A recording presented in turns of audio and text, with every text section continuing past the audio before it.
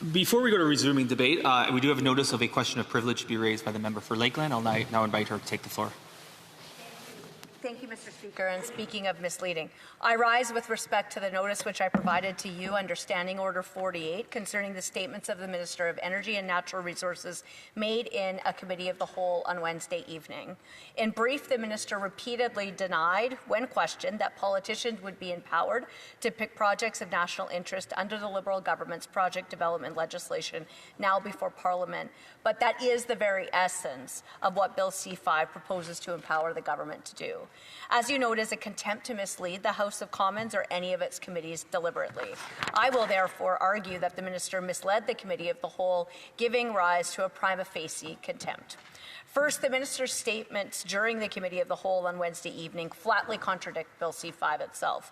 When I asked the Minister, how do political hand-picked projects give investors certainty, the Minister replied, quote, the politicians do not pick the projects. I asked again soon after for clarity. The Minister, quote, the Minister said earlier and kept trying to claim that he does not approve projects, but his own bill says he does. Is that not true? The Minister answered, quote, I think what we said is that we do not pick the projects.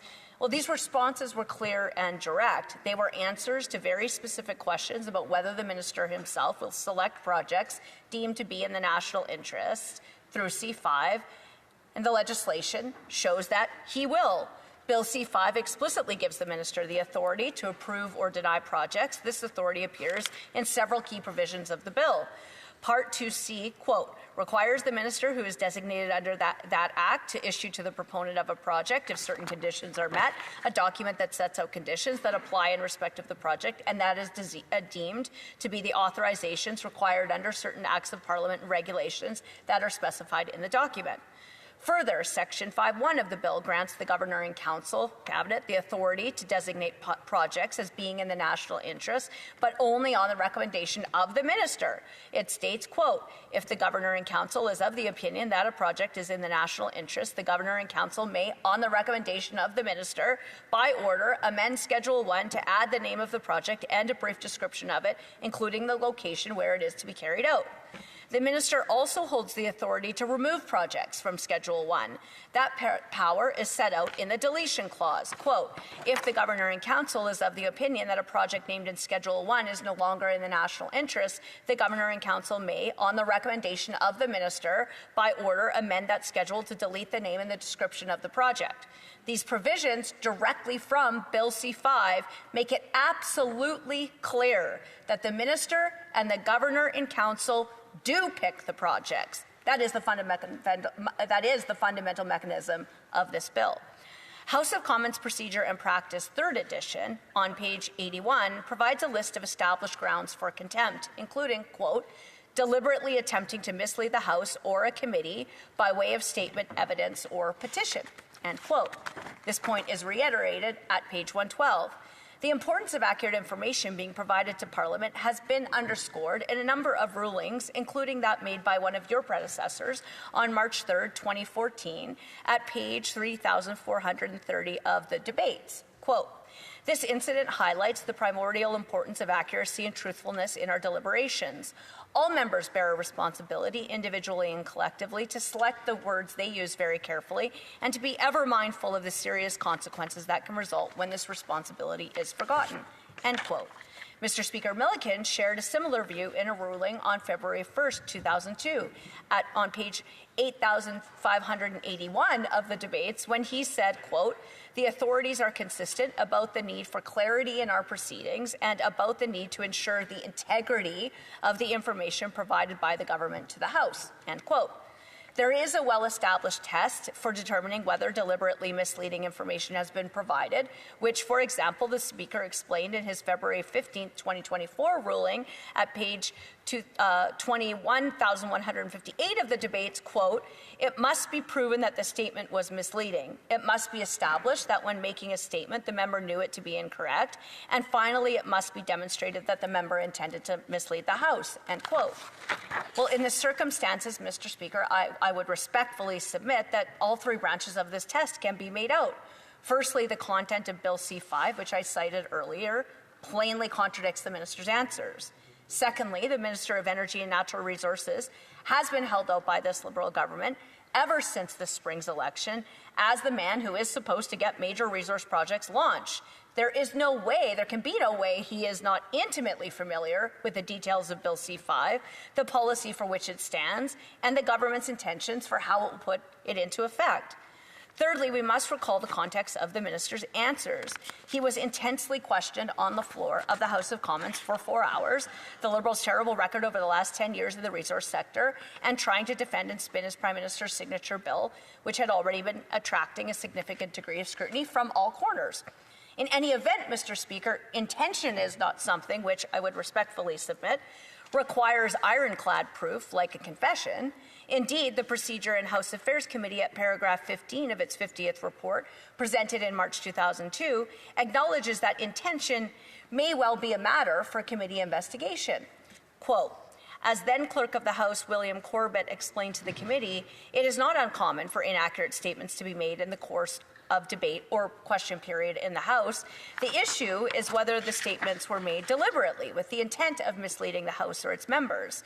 In the case where a member later admits to having knowingly provided false information, as in the Profumo case, the issue of intent is clear. In the absence of such an admission, however, it rests with the committee to examine all of the circumstances and determine whether the evidence demonstrates an intention to mislead, end quote. Finally, Mr. Speaker, there's just one further procedural point I should add. Generally speaking, questions of privilege which arise in a committee setting are only supposed to come before the House by way of a report from the committees first, but the nature of committees of the whole, being single event bodies, do complicate the ability to raise concerns which arise out of their deliberations. You will recall, Mr. Speaker, in the early days of the COVID-19 pandemic, the House frequently sat in committees of the whole, and a similar question of privilege arose, on which Mr. Speaker Rota addressed this procedural angle in his July 22, 2020 ruling at page 2701 of the debates. Quote, I accept that the particular circumstances of this situation, notably the challenge surrounding the committee of the whole format, do make it appropriate to bring the matter to the Speaker. End quote. In conclusion, I would submit that the necessary thresholds have been made out here, Mr. Speaker, allowing for you to make a prima facie finding. Should you agree, and in order to allow for the error to be fully and properly cleared, and to ensure appropriate respect for the overarching importance of government accountability to Parliament, to all of us who represent the people, I intend to propose referring the matter to the Procedure and House Affairs Committee for further consideration. Thank you, Mr. Speaker. I thank the honourable member for Lakeland for her intervention, and the chair will take it under deliberation. Mr. Speaker, I rise to respond to a question of privilege raised by the member for Lakeland on Friday, June the 13th, respecting statements made in the Committee of the Whole on Wednesday evening. The member alleged that the Minister of Energy and Natural Resources misled the House respecting statements he made in response to her question about process and context of Bill C-5. Mr. Speaker, my colleague across the way is unfortunately engaging in a game of gotcha politics. Members of this House know well that the cut and throat of questions and answers in the Committee of the Whole can be designed to trip up another member. This can and does happen, but to impute a motive that the minister deliberately misled the House is not in question. He did not, Mr. Speaker. The time for answers in the Committee of the Whole is to be proportional to the time to ask the question. As members can appreciate, this results in a very short questions which are not designed to receive informed and contextualized answers. That, Mr. Speaker, is what the minister was attempting to do in providing the member with an answer to her question.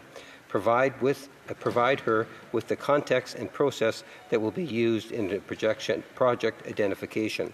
The process envisioned in identifying projects of national interest will involve consultations and engagements with a diverse group of Canadians, including, first and foremost, Indigenous partners, premiers, businesses, environmental groups, and investors. This is not a process where politicians make decisions in a vacuum. Rather, this process will include real and robust engagement with these groups that I just mentioned.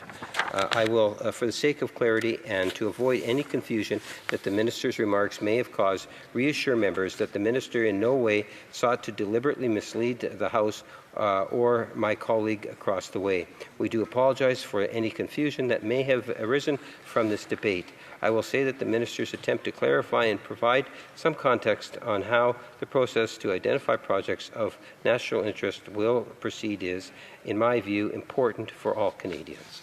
The groups and individuals that will have a stake in these projects need to be meaningfully engaged, heard, and respected, and that the process will inform our approach. In closing, I note that the exchange that is subject to the member's concern occurred on Wednesday evening. The member waited until Friday to raise this concern with you, Mr. Speaker. While I certainly do not want to impute motives as to why the matter was not raised at the earliest opportunity, that is Thursday, June the 12th, in which the House had over 6 hours of debate on the Conservative Opposition Day motion, be that as it may, but the fact remains that the matter was certainly not raised at the first opportunity, and it was not a matter that would have taken such an experienced member 1.5 sitting days to raise. Thank you, Mr. Speaker. I thank the Parliamentary Secretary for those additions and contributions to that debate. Resuming debate.